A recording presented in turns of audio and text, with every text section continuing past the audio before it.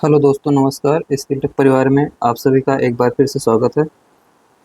इस सेशन में आज हम सभी लोग देखेंगे जो प्रश्नों की श्रृंखला हम करवा रहे हैं 10,000 प्लस प्रश्नों की श्रृंखला। एनसीईआरटी एससीईआरटी के महत्वपूर्ण प्रश्न इसमें शामिल किए गए हैं और साथ ही साथ आप सभी का इससे रिवीजन भी होता रहेगा और प्रैक्टिस के रूप में भी आप इसको सॉल्व कर सकते हैं। तो पहले भी हमने आप सभी को बताया कि पीआरटी में 88 प्रश्न आता है सामान्य अध्ययन का। जूनियर टीजीटी पीजीटी में 32 प्रश्न रहते हैं। इसमें 8 प्रश्न मैथ्स के आते हैं और इधर जो है मैथ और रीजनिंग मिला के लगभग 32 प्रश्न हो जाते हैं जो पूछे जाते हैं। तो मैथ्स का जो क्वेश्चंस है इसको आप सभी लोग सॉल्व करना चाहते हैं, लगभग 40 प्रश्न। तो इसी चैनल पर सूर्यभान सर रेलवे एनटीपीसी का करवा रहे हैं, वहाँ से भी आप सभी लोग अच्छे से टैकल कर सकते हैं क्वेश्चंस को पढ़कर। वहाँ मिक्स्ड भी पढ़ा चुके हैं लगभग 32 क्लास, और अब चैप्टर वाइज भी पढ़ाएंगे। कल से आप सभी को वीडियो चैप्टर वाइज मिलेगा और पहला चैप्टर होगा औसत। तो वहाँ से आप अपना जो चीज़ें हैं क्लियर कर सकते हैं, जिसको जो भी समस्या होगा। जितने भी नए बच्चे हैं उन लोगों के लिए सूचना दिया जा रहा है। पुराने बच्चे तो सभी लोग जानते ही होंगे क्योंकि बीच बीच में मैं बताता रहता हूँ। तो जीएस और मैथ्स दोनों का प्रॉब्लम आपको इसी चैनल पर बहुत अच्छे से सॉल्व करवाया जा रहा है। तो आप सभी लोग अवश्य जाके मैथ्स की क्लास अटेंड करिए। हाँ, इतना पूरा भरोसा है कि जो क्वेश्चंस करवाया जा रहा है मैथ्स का, भले से वह रेलवे का है लेकिन वो बिहार टीचिंग एग्ज़ाम के लिए पर्याप्त है। उससे ऊपर कभी भी प्रश्न अभी तक नहीं बना है जो TRE 1 TRE 2 TRE 3 हुआ है। तो आप सभी लोग विश्वास के साथ इस क्लास को अटेंड कर सकते हैं। तो आइए आज का सेशन स्टार्ट करते हैं और कैसे कम समय में प्रश्नों को सॉल्व करना है यह भी हम बीच में बताते रहते हैं। तो आइए स्टार्ट करते हैं आज का सेशन। देखिए, यहाँ पहला प्रश्न दिया गया है, जनगणना 2011 के अनुसार देश की जनसंख्या में उनकी प्रतिशत हिस्सेदारी के आधार पर निम्नलिखित राज्यों को अवरोही क्रम में रैंक करें। तो अवरोही क्रम में करना है इसमें। तो बिहार दिया गया है, पश्चिम बंगाल दिया गया है, राजस्थान दिया गया है, मध्य प्रदेश दिया गया है। इसमें नंबरिंग ईद करेंगे हम, घटते क्रम में करना है। तो प्रतिशत हिस्सेदारी, ये लाइन इम्पोर्टेंट है। तो सर्वाधिक प्रतिशत हिस्सेदारी किस राज्य का होगा? तो नंबरिंग करेंगे तो बिहार पहले स्थान पर आएगा और इसी को यहाँ आगे पीछे करके दे दिया गया है ऑप्शंस में। तो हम प्रश्नों को, ऑप्शंस को ना पढ़ के सीधे यहीं पर अपना दिमाग भिड़ा के इसको सेट कर लेंगे। तो बिहार पहले नंबर पे आएगा प्रतिशत हिस्सेदारी में। दूसरे नंबर पे यहाँ पे आएगा पश्चिम बंगाल और तीसरे नंबर पे आएगा यहाँ पर मध्य प्रदेश। और वही क्रम मतलब घटते क्रम में पूछा गया और चौथे नंबर पर राजस्थान आएगा। तो देखिए कहाँ पर दिया गया है, बिहार पहले नंबर पे यहाँ है, यहाँ तो है ही नहीं, कट गया है। यहाँ राजस्थान है, दिया भी कट गया है। तो आप एक ही ऑप्शन से यहाँ टिक कर सकते हैं। तो इस प्रश्न का राइट जवाब हो गया। और दूसरे नंबर पे यहाँ देखिए पश्चिम बंगाल है, मध्य प्रदेश तीसरे नंबर पे हो गया, चौथे नंबर पे राजस्थान हो गया।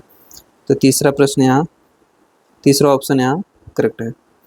आइए नेक्स्ट क्वेश्चन देखते हैं। आज बहुत बेहतरीन प्रश्न है इसमें। वैसे तो रोज रहते हैं लेकिन कुछ कठिन क्वेश्चंस को आज शामिल किया गया है।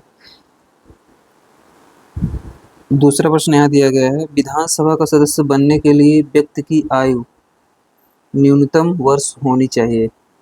25 पहला ऑप्शन दिया गया है, 35 दूसरा ऑप्शन दिया गया है, 30 तीसरा ऑप्शन दिया गया है, उपरोक्त में से अधिक चौथा ऑप्शन दिया है, उपरोक्त में से कोई नहीं पांचवा ऑप्शन दिया गया है। तो इस प्रश्न का राइट जवाब है विधानसभा का सदस्य बनने के लिए 25 वर्ष मिनिमम एज है और राष्ट्रपति बनने के लिए मिनिमम उम्र होना चाहिए 35 वर्ष,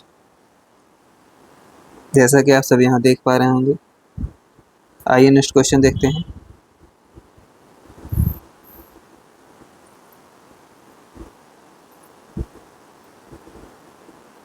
यहाँ इस प्रश्न में दिया गया है, भारत के इतिहास के संदर्भ में निम्नलिखित युग्मों पर विचार कीजिए। कांग्रेस सत्र अध्यक्ष। तो इधर कोड बना के दिया गया है, निम्नलिखित में से कौन सा युग्म सही सुमेलित है? सही आपको चूज करना है। मद्रास 1927 वल्लभ भाई पटेल अध्यक्ष थे, इसमें पूछा जा रहा है। लाहौर 1929 में जवाहरलाल नेहरू थे, क्या यह सही कोड मिलान किया गया है? कराची अधिवेशन में 1931 M.A. अंसारी थे, क्या यह मैच किया जा रहा है? तो इसमें अगर आप सभी लोग ध्यान से देखेंगे, इसमें लाहौर अधिवेशन 1929 में हुआ था, यह ठीक बात है। जवाहरलाल नेहरू ने इसकी अध्यक्षता की थी, यह भी ठीक बात है। परंतु मद्रास अधिवेशन 1927 और कराची अधिवेशन 1931, ये दोनों लोग जो हैं, ये गलत दिया गया है। M.A. अंसारी, वल्लभ भाई पटेल, ये मिसमैच किया गया है। तो यहाँ कोर्ट में अगर आप सभी लोग देखेंगे तो कोर्ट में केवल 2 ऑप्शन मिल रहा है। इस प्रश्न का राइट जवाब हो जाएगा ऑप्शन 2। आइए नेक्स्ट क्वेश्चन देखते हैं। नेक्स्ट क्वेश्चन में दिया गया है, इसमें भी सुमेलित करना है आप सभी को। तो कॉलम को सुमेलित कीजिए। बंदरगाह दिया है, राज्य दिया गया है। इसको सॉल्व करने के लिए हम सभी लोग ऑप्शंस को पढ़ना कोई ज़रूरी नहीं रहता है, पहले हमें क्वेश्चंस पर ही फोकस करना रहता है। अगर इसमें एक भी पता है तब भी आप इसको सॉल्व कर सकते हैं। तूतीकोरिन बंदरगाह पश्चिम बंगाल राज्य दिया गया है। हल्दिया बंदरगाह तमिलनाडु राज्य दिया गया है। मंगलोर बंदरगाह कर्नाटक राज्य में है। तो इसमें सेट करना है आप सभी को। तो यहाँ देखेंगे हल्दिया पश्चिम बंगाल में, बहुत लोगों को पता होगा। और मंगलोर बंदरगाह है, मंगलोर जो है तमिलनाडु में है। सॉरी, आप इसी से ही इसको पकड़ सकते हैं। हल्दिया कहाँ पे है? देखिए पहला ऑप्शन ए पे चला गया।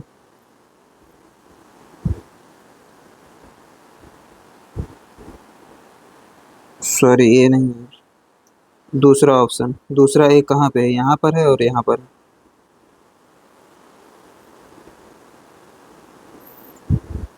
तूतीकोरिन बंदरगाह और मंगलोर बंदरगाह। और हाँ, इसमें मैंगलोर बंदरगाह दिया गया है, तो ये कर्नाटक में है। तूतीकोरिन बंदरगाह तमिलनाडु में। तो यहाँ एक से नहीं पता लग पा रहा है, तो यहाँ हम 2 चेक कर लेंगे। तो मैंगलोर आप बेंगलोर से समझ सकते हैं, बेंगलुरु कर्नाटक की राजधानी है, तो वहाँ से भी आप इसको मैच करा सकते हैं अगर आपको याद नहीं है तो तूतीकोरिन तमिलनाडु में हो गया। तो पहले का भी देखिए, इसमें पहले क्वेश्चन ऑप्शंस में दिया गया है। इस प्रश्न का राइट जवाब ऑप्शन 1 सही है। आइए नेक्स्ट क्वेश्चन देखते हैं। नेक्स्ट क्वेश्चन में दिया गया है, ग्रीन मफलर किस प्रदूषण से संबंधित है?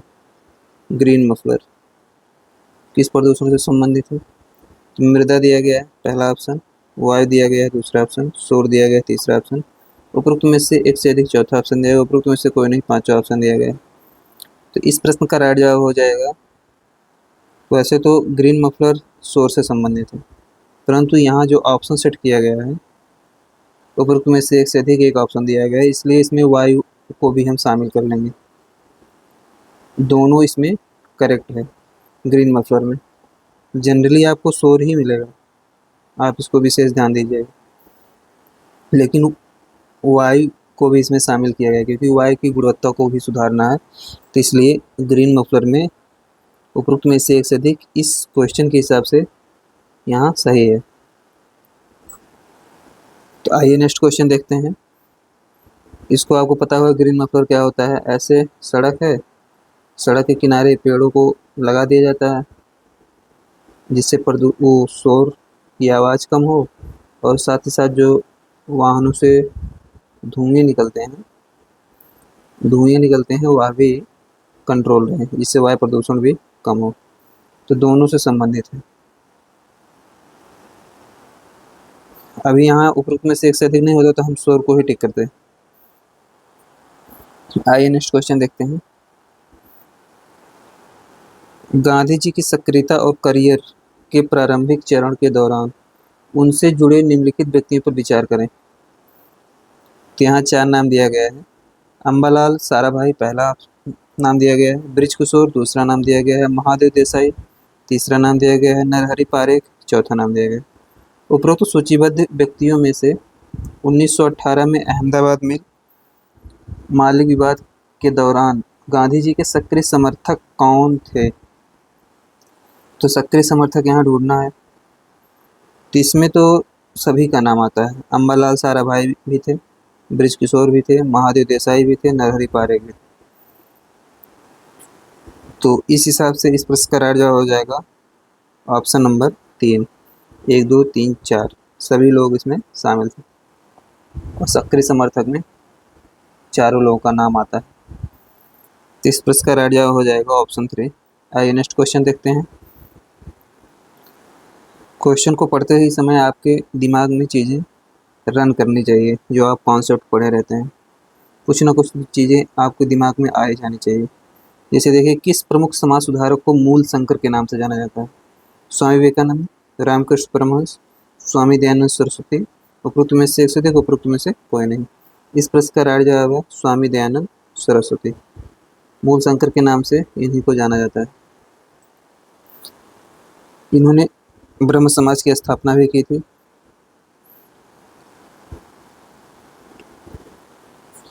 आइए नेक्स्ट क्वेश्चन देखते हैं।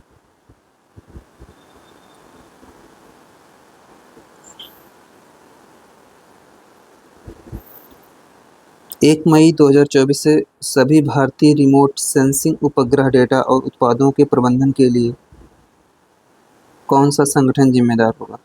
अब देखिए, इस प्रश्न को इसलिए शामिल कर लिया गया है, इसको आपको याद नहीं करना है, बस आपको अंतरिक्ष के प्रश्न से रूबरू कराना था। यहाँ पर करंट का ये प्रश्न है, अंतरिक्ष टॉपिक है, तो आप अंतरिक्ष टॉपिक पर चीज़ों को देखते रहिए, क्योंकि यहाँ से प्रश्न बनते ही बनते हैं, 1 या 2। अगर मैक्सिमम बनेगा तो 2 बनेगा, नहीं तो 1 तो बनना कन्फर्म रहता है।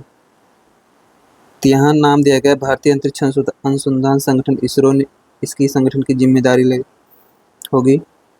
New space India limited NLSI लेगा। भारतीय सुदूर संवेदन निगम IRSC लेगा। उपरोक्त में से एक से अधिक, उपरोक्त में से कोई नहीं। इस प्रश्न का राइट जवाब है new space India limited NLSIL। आइए नेक्स्ट क्वेश्चन देखते हैं। एल्युमिनियम के उत्पादन में प्रमुखतः किस खनिज का उपयोग किया जाता है? बॉक्साइट पहला ऑप्शन दिया गया है, चूना पत्थर दूसरा ऑप्शन दिया गया है, स्फटिक तीसरा ऑप्शन दिया गया, उपरोक्त में से एक से अधिक चौथा ऑप्शन दिया, उपरोक्त में से कोई नहीं, पांचवा ऑप्शन दिया गया। इस प्रश्न का राइट जवाब है बॉक्साइट। आइए नेक्स्ट क्वेश्चन देखते हैं। निम्नलिखित में से कौन सा कार्यक्रम 10वीं पंचवर्षीय योजना का हिस्सा नहीं है? नहीं वाले पे आप टिक कर लेंगे, नहीं तो आपके 90% चांस रहते हैं गलत होने के। थोड़ी सी लापरवाही करेंगे तो आपकी गलत हो जाएगी, क्योंकि बहुत से लोग पेपर दे के आते हैं तो बताते हैं कि नहीं वाले पे ध्यान नहीं दिया और गलत हो गया। ये प्रश्न तो हमें आता ही था। तो इसमें जो ऑप्शन सेट किया गया है, जूट प्रौद्योगिकी मिशन पहला ऑप्शन रखा गया है, सूखा प्रवणता क्षेत्र दूसरा ऑप्शन रखा गया है, राष्ट्रीय बागवानी मिशन तीसरा ऑप्शन रखा गया है, उपरोक्त में से एक से अधिक चौथा ऑप्शन रखा गया, उपरोक्त में से कोई नहीं, पांचवा ऑप्शन रखा गया है। तो 10वीं पंचवर्षीय योजना का हिस्सा नहीं था, तो इसमें जो है सूखा प्रवणता क्षेत्र कार्यक्रम को नहीं शामिल किया गया था। इसको शामिल नहीं किया गया था इसलिए ऐसा ही, क्योंकि निगेटिव पूछा, निगेटिव का उत्तर निगेटिव ही होता है। इसको शामिल किया गया था, इसको भी शामिल किया गया। आप लोग समझ पाए होंगे, निगेटिव का उत्तर हमेशा निगेटिव ही होता है। आइए नेक्स्ट क्वेश्चन देखते हैं।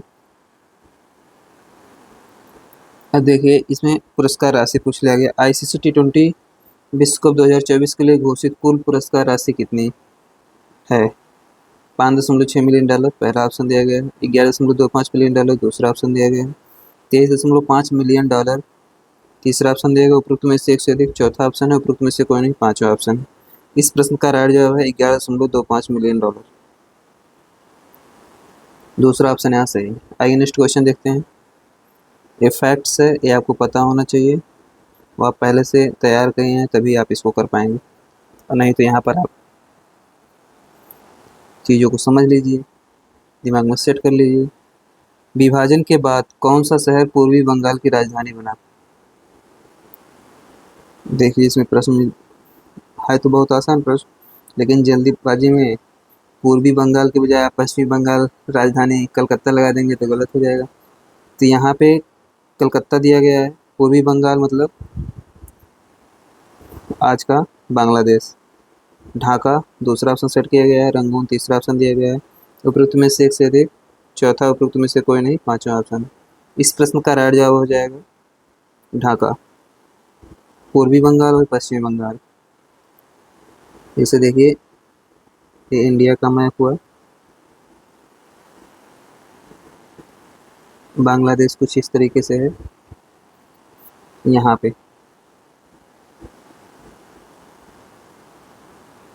और ये हमारा पश्चिम बंगाल है, पूर्वी बंगाल। तो इसी को तो ही बांग्लादेश बोला जाता है, और ये पश्चिम बंगाल, इसकी राजधानी कोलकाता हुई, इसकी ढाका बना दिया गया। आइए नेक्स्ट क्वेश्चन देखते हैं।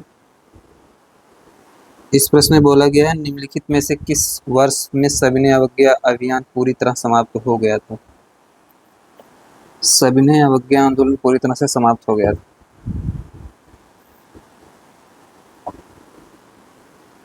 उन्नीस सौ 17 पहला ऑप्शन दिया गया है, 1934 दूसरा ऑप्शन दिया गया है, 1923 तीसरा ऑप्शन दिया गया, उपरोक्त में से एक से अधिक, चौथा उपरोक्त में से कोई नहीं, पांचवा। इस प्रश्न का राइट जवाब है सविनय अवज्ञा आंदोलन पूरी तरह समाप्त किया गया 1934 में। आइए नेक्स्ट क्वेश्चन देखते हैं। निम्नलिखित में से कौन सा देश अरब प्रायद्वीप का हिस्सा नहीं है? कुवैत पहला ऑप्शन दिया गया, ओमान दूसरा ऑप्शन दिया गया, लीबिया तीसरा ऑप्शन दिया गया, उपरोक्त में से एक से अधिक, चौथा ऑप्शन दिया गया, उपरोक्त में से कोई नहीं, पांचवा ऑप्शन दिया गया। इस प्रश्न का राइट जवाब है लीबिया। लीबिया का लोकेशन भी आप सभी लोगों को दिखा देते हैं।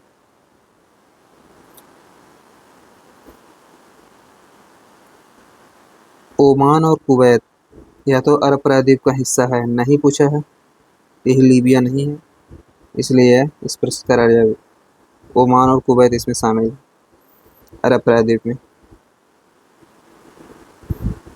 आप देखेंगे यहाँ पे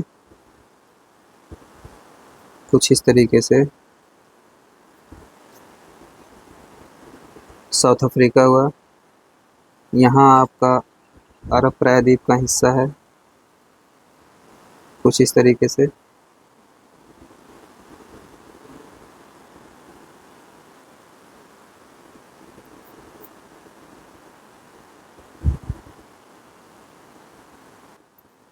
इस फिगर में आप सभी लोग समझ पाएंगे ये पश्चिम एशिया है, तो यहाँ पर आप सभी लोगों को ओमान देश मिलेगा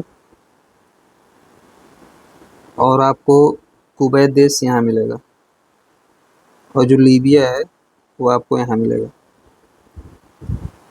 तो आशा करते हैं आप सभी लोग समझ पाए होंगे।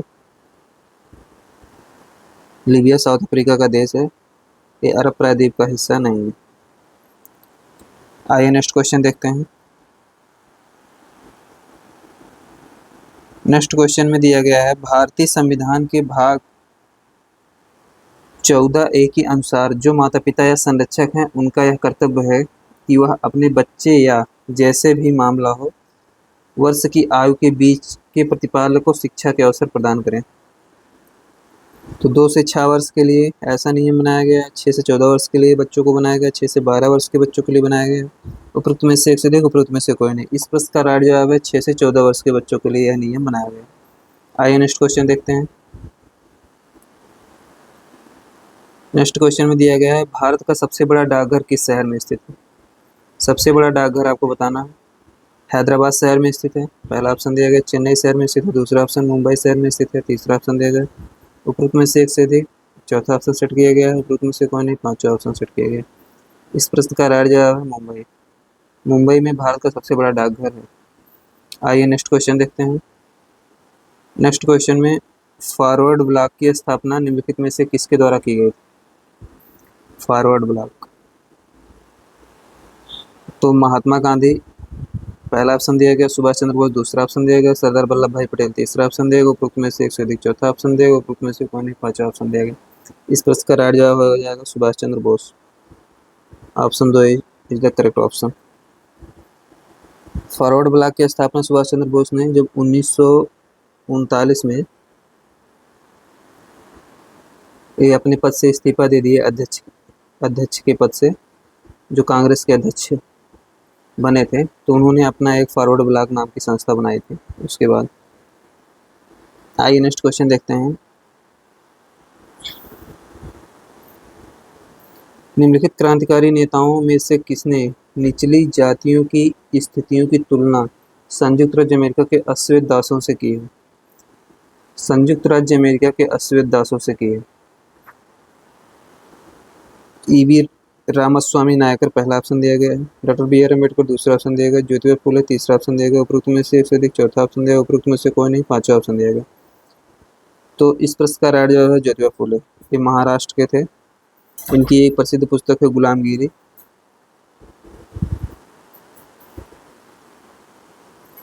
गुलामगिरी अपने समय के बहुत क्रांतिकारी व्यक्ति थे। इन्होंने शिक्षा को लेकर भी काम किया और साथ ही सामाजिक सुधार जो समाज में उसमें बुराइयां थी उसके लिए भी बहुत ज़्यादा बढ़ चढ़ कर काम किया। ये पुस्तक का नाम आप लोग अवश्य याद रखेंगे क्योंकि गुलामगिरी पुस्तक बहुत बार पूछा जाता है। आइए नेक्स्ट क्वेश्चन देखते हैं। भारत के किस राज्य में एल्युमिनियम प्रगलन संयंत्रों की संख्या सबसे अधिक है? उड़ीसा पहला ऑप्शन दिया गया है, तमिलनाडु दूसरा ऑप्शन दिया गया है, महाराष्ट्र तीसरा ऑप्शन दिया गया है, उपरोक्त में से एक से अधिक चौथा ऑप्शन दिया गया, उपरोक्त में से कोई नहीं पांचवा ऑप्शन दिया गया। तो एल्युमिनियम प्रगलन संयंत्रों की संख्या सबसे अधिक कहाँ पे है? तो जहाँ पर एल्युमिनियम मिलेगा पर्याप्त मात्रा में वहीं तो होगा। तो सर्वाधिक संख्या उड़ीसा में है, तो दूसरे नंबर पे तमिलनाडु है, फर्स्ट नंबर पे उड़ीसा है। तो इस प्रश्न का राइट जवाब आपको इस क्वेश्चन के आंसर हो जाएगा उड़ीसा। आइए नेक्स्ट क्वेश्चन देखते हैं। नेक्स्ट क्वेश्चन में दिया गया है वायुमंडलीय प्रदूषण का कारण बनाने वाली गैस है। तो वायुमंडलीय प्रदूषण कैसे फैलता है क्या पूछा जा रहा है? तो सल्फर डाइऑक्साइड पहला ऑप्शन दिया गया है, भाप दूसरा ऑप्शन दिया गया, ऑक्सीजन तीसरा ऑप्शन दिया गया है, उपरोक्त में से एक से अधिक चौथा ऑप्शन दिया गया, उपरोक्त में से कोई नहीं पांचवा ऑप्शन दिया गया। तो इस प्रश्न का राइट जवाब हो जाएगा सल्फर डाइऑक्साइड। SO2 इसका फार्मूला है। सल्फर डाइऑक्साइड वायुमंडलीय प्रदूषण बनाने वाली गैस है, तो सल्फर डाइऑक्साइड करेक्ट ऑप्शन। आइए नेक्स्ट क्वेश्चन देखते हैं। इस प्रश्न में भूकंप से संबंधित प्रश्न दिया गया है। तो विकल्पों का सही समुच्चय चुनिए। वह क्षेत्र जो भौगोलिक रूप से भूकंपों के लिए प्रवृत्त है, भूकंपों के लिए प्रवृत्त है, तो इसमें सेट करना अच्छा ABC क्रमशः है, इसके लिए क्या शब्द आएगा? ठीक है, वह बिंदु जहां भूकंपी तरंगे उत्पन्न होती हैं उसके लिए क्या शब्द आएगा? भूकंपी तरंगों के उद्भव पर ऊर्ध्वाधर बिंदु का नाम क्या है? ABC क्रमशः है। यहाँ आपको तीनों के नाम बताने हैं। देखिए, भूकंपी उद्गम केंद्र, अधिकेंद्र और भूकंपी जोन। भूकंपी जोन, भूकंपी उद्गम केंद्र, अधिकेंद्र, भूकंपी जोन, अधिकेंद्र, भूकंपी उद्गम केंद्र, उपरोक्त में से एक से अधिक, उपरोक्त में से कोई नहीं। यहाँ सभी में तो सेम ही नाम दिया गया है, बस उसको क्रम लड़ दिया गया है। तो देखिए, वह क्षेत्र जो भौगोलिक रूप से भूकंपों के लिए प्रवृत्त है, तो भूकंपों के लिए प्रवृत्त है तो उसे भूकंपी जोन बोला जाता है। भूकंपी जोन। यहाँ दिया गया है वह बिंदु जहाँ भूकंपी तरंगों द्वारा उत्पन्न होते हैं उसे भूकंपी उद्गम केंद्र कहते हैं। भूकंपी उद्गम केंद्र, उद्गम केंद्र। उसके बाद भूकंपी तरंगों के उद्भव पर ऊर्ध्वाधर बिंदु, ऊर्ध्वाधर बिंदु को अधिकेंद्र बोला जाता है, अधिकेंद्र।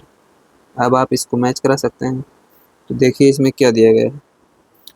तो भूकंपी उद्गम केंद्र पहला दिया है, गलत बात है। भूकंपी जोन, ठीक बात है। यहाँ भी भूकंपी जोन दिया गया है। भूकंपी उद्गम केंद्र, यह भी ठीक बात है। यहाँ अधिकेंद्र दिया गया, यह गलत बात हो गई। तो अधिकेंद्र यहाँ तीसरा है, तो दूसरा ऑप्शन यहाँ करेक्ट दिया गया है। आइए नेक्स्ट क्वेश्चन देखते हैं। नेक्स्ट क्वेश्चन में दिया गया है, छत्तीसगढ़ का कौन सा जिला मध्य प्रदेश, उत्तर प्रदेश, झारखंड के साथ अपनी सीमा साझा करता है? छत्तीसगढ़ का कौन सा जिला मध्य प्रदेश, उत्तर प्रदेश, झारखंड के साथ अपनी सीमा साझा करता है? कितना कठिन क्वेश्चन पूछा गया है, कोई इसको पढ़ेगा नहीं। ये फर्जी का क्वेश्चन है, लेकिन पूछा गया तो इसको सॉल्व कर लेते हैं और आप लोग दिमाग में इसको रखिएगा। कोरिया पहला ऑप्शन दिया गया है, सूरजपुर दूसरा ऑप्शन दिया गया है, बलरामपुर तीसरा ऑप्शन दिया, उपरोक्त में से एक से अधिक चौथा ऑप्शन दिया गया है, उपरोक्त में से कोई नहीं पांचवा ऑप्शन दिया गया है। तो बलरामपुर इस प्रश्न का राइट जवाब है। आइए नेक्स्ट क्वेश्चन देखते हैं। नेक्स्ट क्वेश्चन जो दिया गया है वह दिया गया है 2011 की जनगणना के अनुसार 2001 से 2011 के दौरान जनसंख्या वृद्धि में निम्नलिखित में से किन ने द्वितीय और प्रथम रैंक प्राप्त किया? तो अरुणाचल प्रदेश, मेघालय, मिजोरम, जम्मू कश्मीर, बिहार, 5 नाम इसमें दिए गए हैं। नीचे दिए गए विकल्पों में सही उत्तर का चयन कीजिए। अब देखिए जनसंख्या वृद्धि में सर्वाधिक जनसंख्या वृद्धि तो मेघालय की है, ऑप्शन तो नंबर 1 इसको रख देंगे मेघालय। तो पहले पे आ जाएगा बी, उसके बाद मेघालय के बाद मिजोरम, जम्मू कश्मीर, बिहार, अरुणाचल प्रदेश। तो बी और सी द्वितीय और प्रथम स्थान। तो प्रथम स्थान मेघालय हो गया और द्वितीय स्थान इसमें अरुणाचल प्रदेश, मिजोरम, जम्मू और कश्मीर, बिहार। द्वितीय स्थान पे यदि इसको प्रथम स्थान पे इसको रखेंगे तो प्रथम स्थान बी में कहाँ दिया गया है? देखिए यहाँ हमें लास्ट वाला सेट करना है। द्वितीय स्थान तो ऑटोमेटिक निकल आएगा। बी देखिए यही दिया है और यहाँ नहीं दिया है, ये दो तो ऐसे हट गए। ए वाले पे विचार कर लेंगे, अरुणाचल प्रदेश भी ठीक दिया गया है, ये द्वितीय स्थान पर ए हो जाएगा। तो इसको पलट के लिख देंगे तो ए और बी इस प्रश्न का सही उत्तर हो जाएगा। आशा करते हैं आप सभी लोग समझ पाए होंगे। आइए नेक्स्ट क्वेश्चन देखते हैं। बस जनसंख्या वृद्धि सर्वाधिक कहाँ हुई थी, यही इसमें ढूंढना है। 2001 से 2011 के दौरान। आइए नेक्स्ट क्वेश्चन देखते हैं। और हाँ, यहाँ भी आपको थोड़ा सा दिमाग लगाना है, नहीं तो आप उल्टा पुल्टा कर देंगे। आइए नेक्स्ट क्वेश्चन देखते हैं। ईबीएस का यह प्रश्न है और अच्छा प्रश्न है। पारिस्थितिकी तंत्र में जब ऊर्जा एक कोशीय स्तर से दूसरे तक जाती है तो यह बढ़ती है, घटती है, नियत रहती है, उपरोक्त में से एक से अधिक, उपरोक्त में से कोई नहीं। इस प्रश्न का राइट जवाब है घटती है, क्योंकि एक कोशीय स्तर से दूसरे कोशीय स्तर पर जाएगी तो लिंडे मान के अनुसार 10% की कमी आ जाती है। आप सभी लोग इस चीज़ को याद रखिएगा, 10% की कमी आती है। आइए नेक्स्ट क्वेश्चन देखते हैं। भारत की जनगणना 2011 के अनुसार भारत के किस राज्य में महिला साक्षरता दर सर्वाधिक है? महिला साक्षरता दर सर्वाधिक है तो जहाँ पर टोटल पॉपुलेशन की साक्षरता अधिक होगी वहीं पर तो महिला साक्षरता अधिक होगी। देखिए हिमाचल प्रदेश पहला ऑप्शन दिया गया है, केरल दूसरा ऑप्शन, तमिलनाडु तीसरा ऑप्शन, उपरोक्त में से एक से अधिक, उपरोक्त में से कोई नहीं, पांचवा ऑप्शन सेट किया गया है। इस पर इसका राइट जवाब है केरल, क्योंकि यहाँ टोटल पॉपुलेशन भी अच्छी खासी है तो उसमें महिला पॉपुलेशन भी ठीक ठाक रेशियो में साक्षर है। आइए नेक्स्ट क्वेश्चन देखते हैं। ये कॉमन सेंस का प्रश्न है, अगर आपको नहीं पता तब भी आप लगा सकते हैं अगर याद नहीं किए हैं। इदसिसा नोगरंग किस राज्य की पहली महिला पुलिस निदेशक नियुक्त किया गया? पहली महिला पुलिस महानिदेशक अब देखिए पहली महिला पुलिस महानिदेशक पूछा गया है इसमें, तो असम राज्य, पश्चिम बंगाल राज्य, मेघालय राज्य, उपरोक्त में से एक से अधिक, उपरोक्त में से कोई नहीं। इस प्रश्न का राइट जवाब है मेघालय। आइए नेक्स्ट क्वेश्चन देखते हैं। नोंगरंग, असम ऐसा नाम है, इसमें आप सभी लोग अभी ये असम और पश्चिम बंगाल देता कोई बात नहीं, असम हटा दिया होता तो ये और आसान प्रश्न बन जाता, लेकिन असम दिया है तो आपको अगर पता है तभी आप लगा पाएंगे, नहीं तो दो में से एक मारेंगे, अगर किस्मत सही हो तो सही भी हो जाएगा। नेक्स्ट क्वेश्चन देखते हैं। नेक्स्ट क्वेश्चन में दिया गया है निम्नलिखित घटनाओं पर विचार कीजिए। जलियांवाला बाग हत्याकांड, चौरी चौरा घटना, स्वराज पार्टी का गठन, गांधी रवि समझौता, इन घटनाओं का सही कालक्रमिक क्रम है। तो जलियांवाला बाग हत्याकांड, चौरी चौरा घटना, स्वराज पार्टी का गठन, गांधी रवि समझौता। आपको यदि सन है तो आप सन से भी इसको सेट कर सकते हैं। अगर आपको घटना का क्रम भी पता है तब भी आप इसको सेट कर सकते हैं।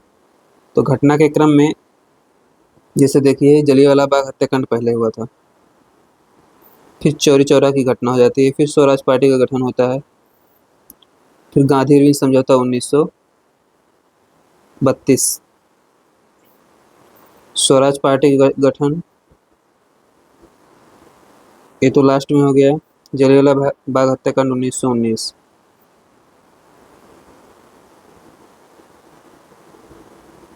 फिर पहला और चौथा कहाँ दिया गया है, पहला चौथा ये बीच की घटना होगी। अगर दो भी पता है तब भी आप सेट कर लेंगे, बहुत आसानी से आप इसको सेट कर लेंगे, ऐसे ही सेट किया जाता है। हमको दो ही जानकारी इस समय आ रही है तो दो ही सेट कर हो जाएगा, आपको चारों पता है तो चारों लिख के सेट कर लेंगे। आइए नेक्स्ट क्वेश्चन देखते हैं। और घटना का क्रम भी पता है तब भी आप सेट कर लेंगे, ऐसी बात नहीं कि आपको सन याद ही होना चाहिए।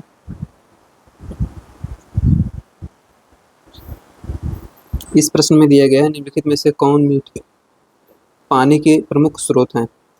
महासागर और समुद्र पहला ऑप्शन दिया गया है, नदियाँ, तालाब, झरने, ग्लेशियर दूसरा ऑप्शन दिया गया है, केवल झीलें और नदियाँ तीसरा ऑप्शन दिया उपरोक्त में से एक से अधिक चौथा ऑप्शन दिया गया है, उपरोक्त में से कोई नहीं पांचवा ऑप्शन दिया गया है। इस प्रश्न का राइट जवाब है नदियाँ, तालाब, झरने और ग्लेशियर। आइए नेक्स्ट क्वेश्चन देखते हैं। नेक्स्ट क्वेश्चन में दिया गया है पृथ्वी की निम्नलिखित में से किस स्थिति में दिन और रात बराबर होते हैं।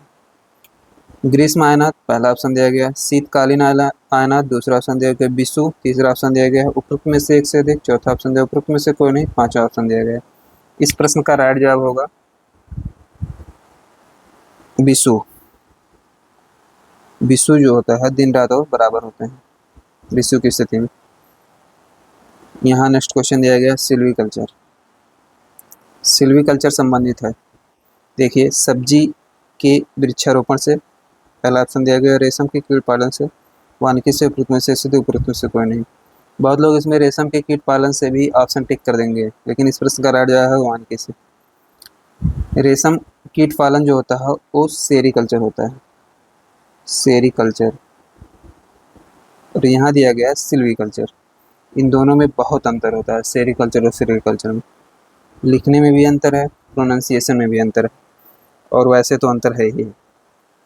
वानिकी से आप मारेंगे इसको सिल्वीकल्चर में, सॉरी हाँ ठीक है। इस प्रश्न में जो दिया गया है वानिकी से ऑप्शंस यह ठीक है। हमने सोचा वृक्ष सब्जी के वृक्ष रोपण से हो सकता है, इसमें नहीं ठीक है। इस प्रश्न का राइट जवाब, कभी कभी दिमाग से चीज़ें पढ़ाने के चक्कर में स्किप हो जाती हैं या कंफ्यूजन होने लगता है। आइए नेक्स्ट क्वेश्चन देखते हैं। निम्नलिखित राज्यों की कुल भौगोलिक क्षेत्र में वन क्षेत्र के प्रतिशत भाग के आधार पर अवरोही क्रम में व्यवस्थित कीजिए। घटते क्रम में आपको सेट करना है उत्तराखंड, पश्चिम बंगाल, उड़ीसा, केरल। नीचे दिए गए विकल्पों में से सही उत्तर का चयन कीजिए।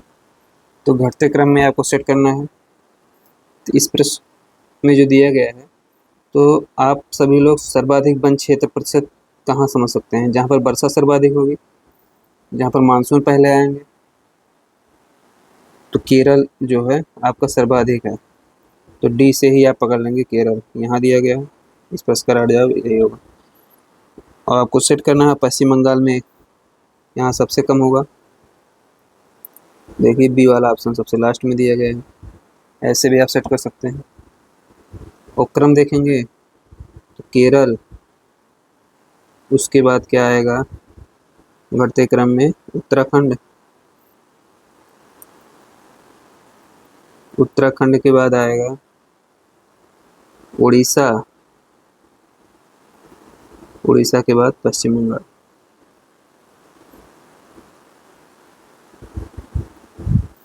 आइए नेक्स्ट क्वेश्चन देखते हैं।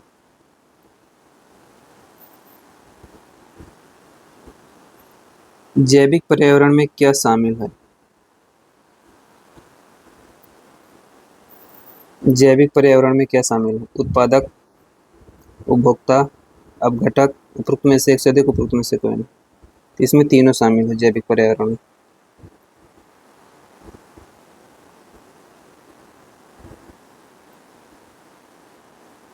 उपरोक्त में से एक से अधिक।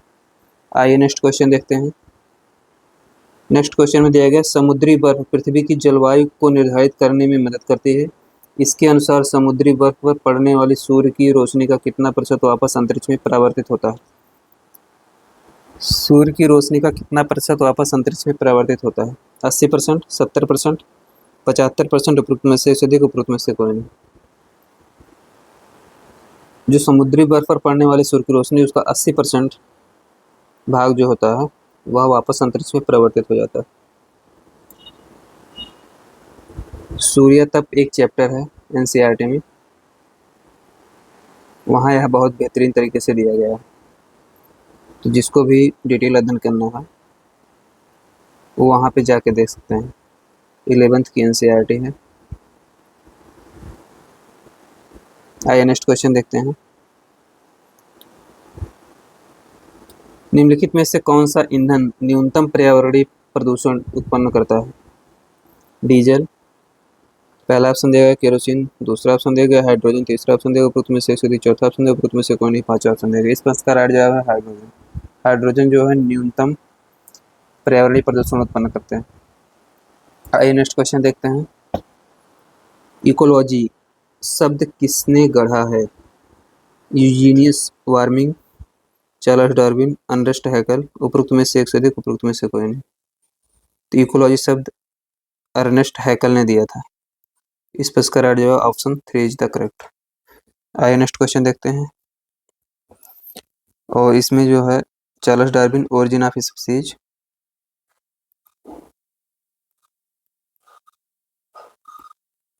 से संबंधित है। नेक्स्ट क्वेश्चन में दिया गया है, यह भी ईवीएस का प्रश्न है। जैव भार का पिरामिड किस पारिस्थितिकी तंत्र में उलट जाता है?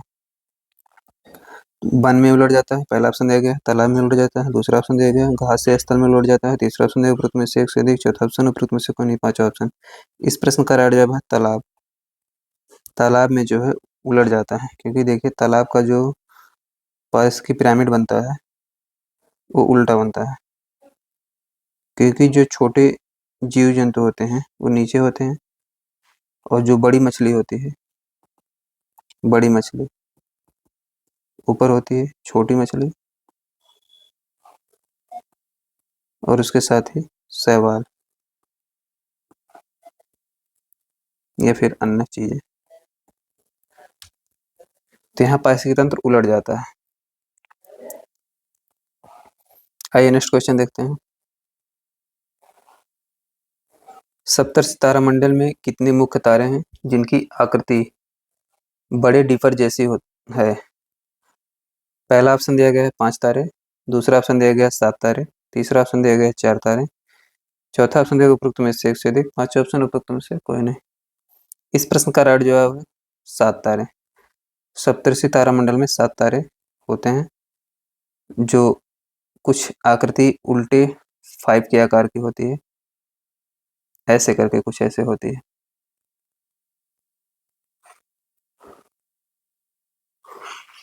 पांच की आकृति ऐसे होती है, तो इसी को पलट देंगे हम तो कुछ इस तरीके से ये दिखने लगेगा। तो सप्तर्षि तारामंडल ऐसे ही दिखता है। वो उत्तरी गोलार्ध में आपको दिखेगा, नॉर्थ हेमिस्फीयर या उत्तरी गोलार्ध।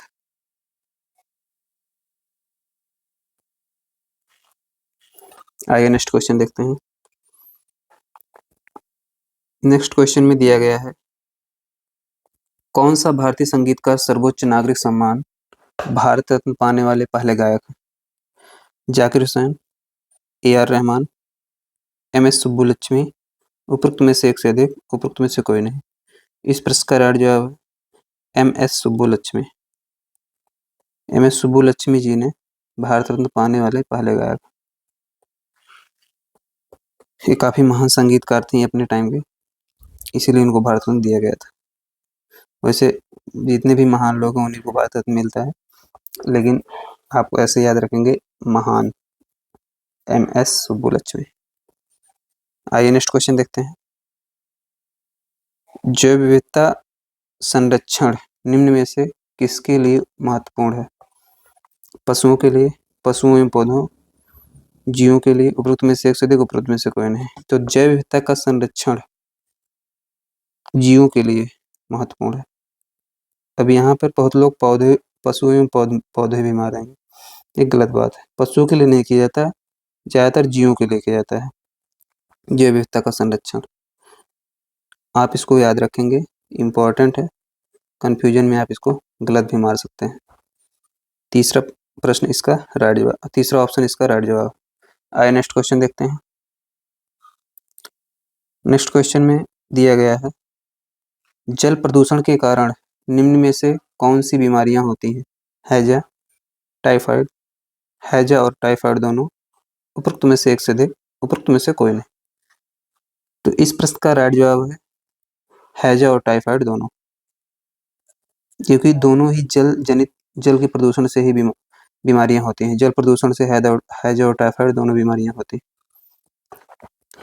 आप सभी लोग इसका खूब प्रचार भी सुनते होंगे, रेडियो पे या टेलीविजन पर, या फिर अनाउंस भी करवाया जाता है जब ये बीमारियां फैलती हैं। तो आइए नेक्स्ट क्वेश्चन देखते हैं। नेक्स्ट क्वेश्चन में दिया गया है, यहाँ मिलान करना है आपको। एक तरफ संस्थापक के नाम दिया गया है, एक तरफ संगठन दिया गया है। तो संस्थापक के नाम है विवेकानंद जी हैं, डोरजियो जी हैं, राजा राम मोहन राय हैं, दादोबा पांडुरंगा। तो संगठन में दिया गया है इधर युवा बंगाल आंदोलन, परमहंस मंडली, रामकृष्ण मिशन, आत्मी सभा। तो पहला के, दूसरे का बी, तीसरे का सी, चौथे का डी, उसी को इधर उधर करके दिएगा, उपरोक्त में से एक से अधिक, उपरोक्त में से कोई नहीं। तो यहाँ इसमें सेट किया गया है। तो देखिए, विवेकानंद जी जो थे वो रामकृष्ण मिशन की स्थापना किए थे। डोरजियो युवा बंगाल आंदोलन से संबंधित हैं। राजा राम मोहन राय आत्मी सभा और दादोबा पांडुरंगा परमहंस मंडली से संबंधित संगठन की स्थापना किए थे। तो इसमें अगर मैच कराएंगे, पहले का सी यहाँ है, चौथे का बी, दूसरे का ए, दूसरे का ए, तीसरे का डी, तीसरे का डी, फिर चौथे का बी यहाँ दिया गया। इस प्रश्न का राइट जवाब हो जाएगा ऑप्शन 3।